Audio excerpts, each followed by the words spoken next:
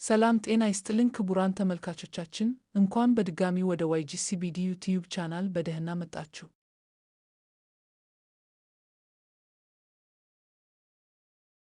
በዛሬው ቪዲዮ ጤናማ እና ዘመናዊ የአኗኗር ዘይቤን ለመከተል ከማስቻል እንዲሁም የይዞታችንን ዋጋ ወይም የቤታችንን ማርኬት ቫልዩ ከማሻሻል አንጻር ጉልህ ሚና ያላቸውን የአጥር፣ የግቢ በር እና የሳይት ስራዎችን ወጪ እንመለከታለን።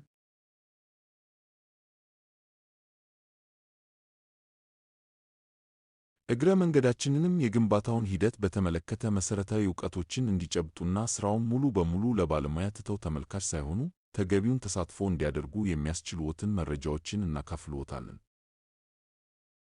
የስራውን ሂደት መረዳት የቻለ ባለቤት ደግሞ ዕቃዎችን በሚፈለገው መጠን በማቅረብ ብክነትን መቀነስ እንዲሁም ተፈላጊ ግብዓቶችን በወቅቱ በማቅረብ ግንባታው በጥራትና በተቀላጠፈ ሁኔታ እንዲያልቅ የበኩሉን እገዛ ለማድረግ አይቸገርም።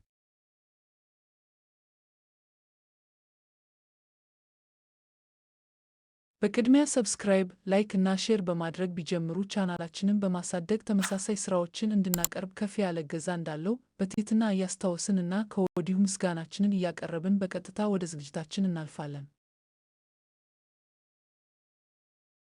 ብዙ ቤት ሰሪዎች አጥርን፣ የግቢ በርን እና ሌሎች የሳይት ስራዎችን እምብዛም ትኩረት ስለማይሰጧቸው በዲዛይን እና በዕቅድ ያልተመሩ የአሰሪው የገንዘብ አቅም ከተሟጠጠ በኋላ ተጀምረው እንደነገሩ ይድረስ የተሰሩ ሆነው እናገኛቸዋለን።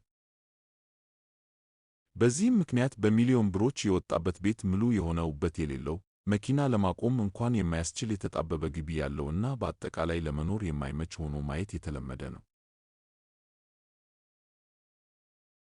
እንግዶች ወደ አዲስም ይሁን ነባር ቤት ሄደው የቤቱን ውስጣዊ ይዞታ ከማየታቸው በፊት አጥሩ እና የግቢ በሩ እንዲሁም የምድረ ግቢ ሁኔታ በመጀመሪያ ቀልባቸውን የሚገዙ ጉዳዮች ሲሆኑ የንብረቱን ዋጋን በተመለከተ ቅድመ ግምታቸው ላይ ቀላል የማይባል ተጽዕኖ እንደሚያሳድሩ ግልጽ ነው። ያልተጣበበ እና አመቺ ግቢ ያለው ቤት ውስጥ የሚያድጉ ልጆች ከሞባይል እና ታብሌት ስክሪን ተላቀው አካላዊ እንቅስቃሴ የሚያደርጉበት እና የሚጫወቱበት ቦታ ያገኛሉ። አዋቂዎችም ቢሆን ግቢ ውስጥ ለመናፈስ የራሳቸውንም ሆነ የእንግዶቻቸውን መኪኖች ደህንነት ጠብቀው ግቢያቸው ውስጥ ማቆም እንዲሁም የተለያዩ ማህበራዊ ጉዳዮችን ለማከናወን ስለሚችሉ ተጠቃሚ ናቸው።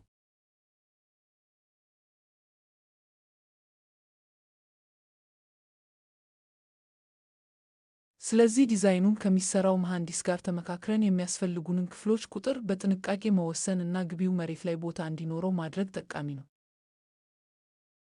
የክፍሎች ቁጥር ተመሳሳይ እስከሆነ ድረስ ብዙዎች እንደሚያስቡት ፎቅ መስራት በዋጋ ረገድ እምብዛም ስለማይወደድ ሕንፃውን ጠበብ ባለ ቦታ ላይ ማሳረፍ እና በዲዛይኑ ውስጥ የምድረ ግቢ ሥራን ማካተት እንዲሁም መጠነኛ በጀት ለሳይት ወርክ መመደብ ብልህነት ይሆናል። አስቀድመን ካሰብንበት ደግሞ ከቤቱ ግንባታ የሚተራርፉ አሸዋ፣ ጠጠር፣ ብሎኬት፣ የሴራሚክ እና የመሳሰሉ ስብርባሪዎችን ከማስወገድ ይልቅ ጥቅም ላይ ልናውላቸው እንችላለን። በተጨማሪም ወደፊት በቀላሉ የማናበቅላቸውን ነባር ዛፎችን በግሪነሪ ፕላናችን ውስጥ ማካተት እና አጥሮ ለመጠበቅ ለማደግ ጊዜ የሚፈልጉ አበቦችና ቁጥቋጦዎችንም ዋናው ሥራ ሲገባደድ በመትከል እንዲጸድቁ ማድረግ ይቻላል።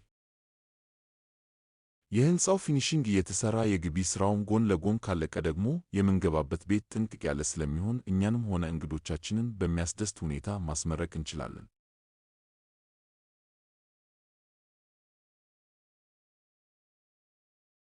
የዛሬው ቪዲዮ በ4 ክፍሎች የተከፈለ ነው። ስራዎቹን እና ወጪዎቹን በምሳሌ ለማስረዳት አመቺ እንዲሆን ከዚህ ቀደም ግምት የሰራንለትን ቪላ ቤት ግቢ እንጠቀማለን። በመጀመሪያው ምዕራፍ የግቢ ውስጥ ስራዎችን እናያለን። በሁለተኛው ክፍል አጥር ስራን፣ ቀጥለን የግቢ በር ስራን፣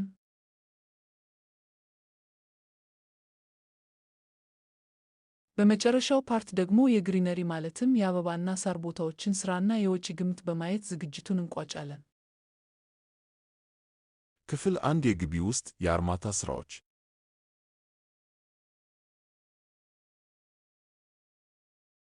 በዚህ ምዕራፍ የመኪና ፓርኪንግን፣ የአትክልት ቦታውንና የመኪና ማቆሚያውን ለመለየት የምንጠቀምበትን ከርብስቶን እንዲሁም በቤቱ ዙሪያ የአርማታ ንጣፍን ሥራ እና የዋጋ ግምት እናያለን።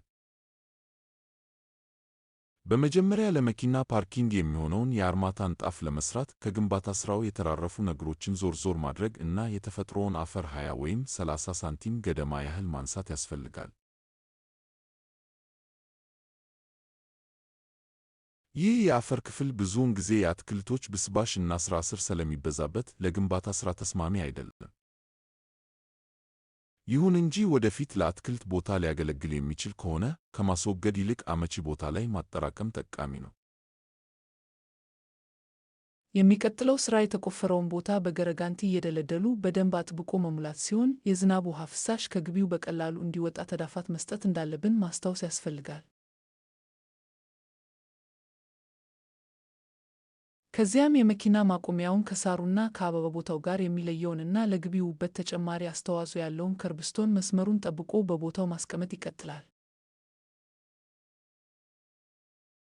በመጨረሻም የመኪና ማቆሚያውን ቦታ በየ1 ሜትር ከ50 ገደማ በጣውላ ወይም በቺፕውድ በመከፋፈል 10 ሳንቲም ውፍረት አርማታ ይሞላል።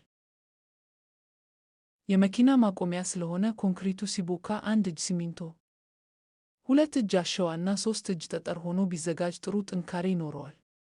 በዚህ መሰረት በአንድ ከረጢት ሲሚንቶ ያዘጋጀነው ድብልቅ 1.4 ካሬ ሜትር ገደማ ይሽፍናል ማለት ነው።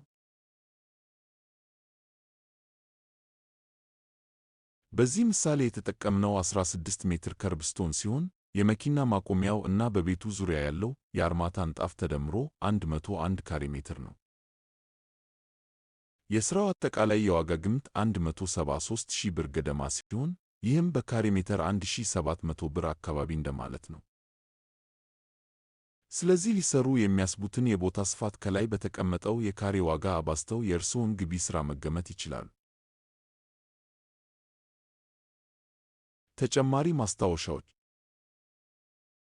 አርማታው ቢያንስ እስከ 7 ቀን ድረስ ውሃ በአግባቡ መጠጣቱን መቆጣጠር ከባለቤቶች የሚጠበቅ ቁልፍ ተግባር መሆኑን መዘንጋት የለብን።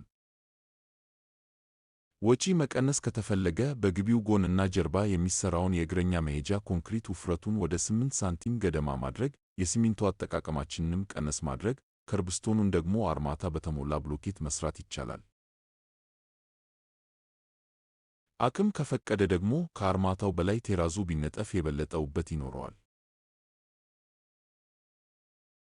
ክፍል 2 የብሎኬት አጥር ሥራ።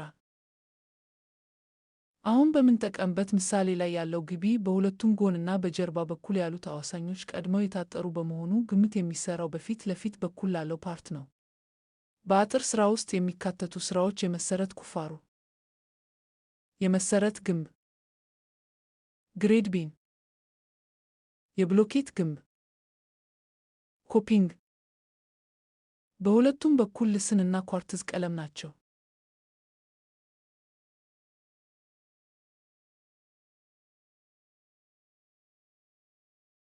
የበሩ ስፋት ሲቀነስ ያለው የአጥር ርዝመት 8 ሜትር ሲሆን አጠቃላይ የዋጋ ግምቱ ደግሞ 96,000 ብር ነው። ይህም በሜትር ብናሰላው 12,000 ብር ገደማ ነው።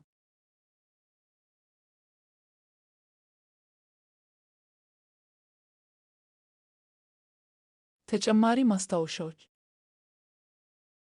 መሰረቱ የሚሰራው ጥቁር አፈር ላይ ከሆነ የመዝመም ችግር እንዳያጋጥም በአካባቢው ቀድመው የተሰሩ አጥሮችን ሁኔታ አገናዝበው የድንጋይ ግንቡ በቂ ጥልቀት እንዲኖረው ያድርጉ። የሲሚንቶ ስራዎች ቢያንስ እስከ 7 ቀን ድረስ ውሃ በአግባቡ መጠጣት አለባቸው።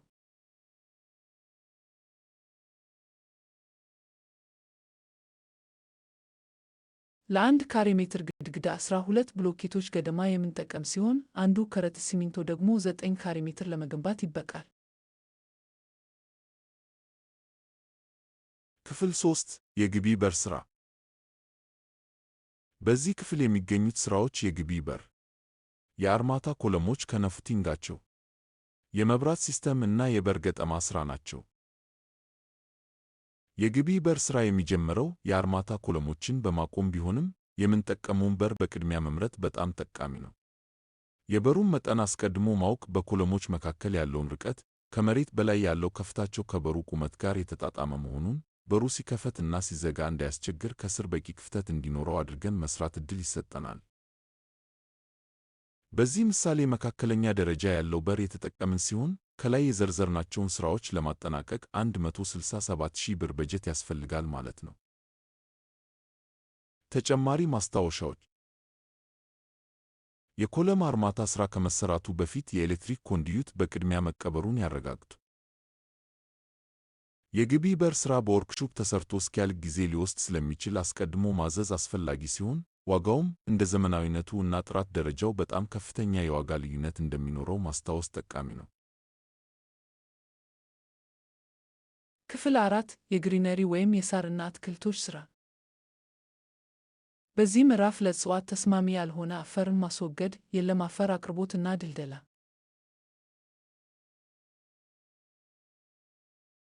እንዲሁም ሳርን፣ ትንንሽ አበቦችን፣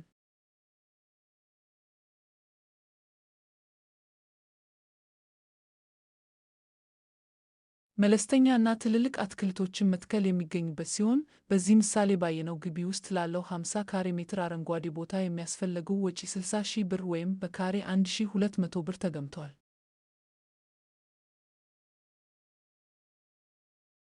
ተጨማሪ ማስታወሻዎች። የአትክልቶች እና የአበቦች ዋጋ እንደ አይነታቸው ልዩነት ስላለው ከላይ የተገለጸው የገንዘብ መጠን ለመነሻ ግምት ብቻ እንዲያገለግል ነው። እንደ ሰፈሩ አመቺነትና የአቅሞ ሁኔታ ከግቢው በውጭ በኩልም የተወሰነ ግሪነሪ ሥራ መስራት ከቻሉ በጣም ተመራጭ ነው። እጽዋት ለግቢው ውበት እና ንጹህ አየር ከመስጠታቸው በተጨማሪ ውሃ ማጠጣት፣ መንከባከብ፣ አዳዲስ አይነት አበቦችን እና የምግብ አትክልትን ማሳደግ ጭንቀትን ለመቀነስ የሚረዳ ለልጆችም ሆነ ለአዋቂዎች ጤናማ ጊዜ ማሳለፊያ ዘዴ መሆናቸው በሳይንስም የተደገፈ ምክር መሆኑን ያስታውሱ። ስናጠቃልለው ከላይ በተዘረዘረው መሰረት ለግቢ ነክ ሥራዎች የሚያስፈልገው አጠቃላይ ወጪ 495,000 ብር ይሆናል ማለት ነው። ስለሆነም እንደዚህ ባለ መጠነኛ ወጪ አዲስም ሆነ ነባር ግቢውን ማስዋብና ለአኗኗር አመቺ ማድረግ እንደሚችሉ፣ ቢሸጡትም ካወጡበት በላይ አትራፊ ስለሚሆኑ ቢያስቡበት መልካም ነው እንላለን።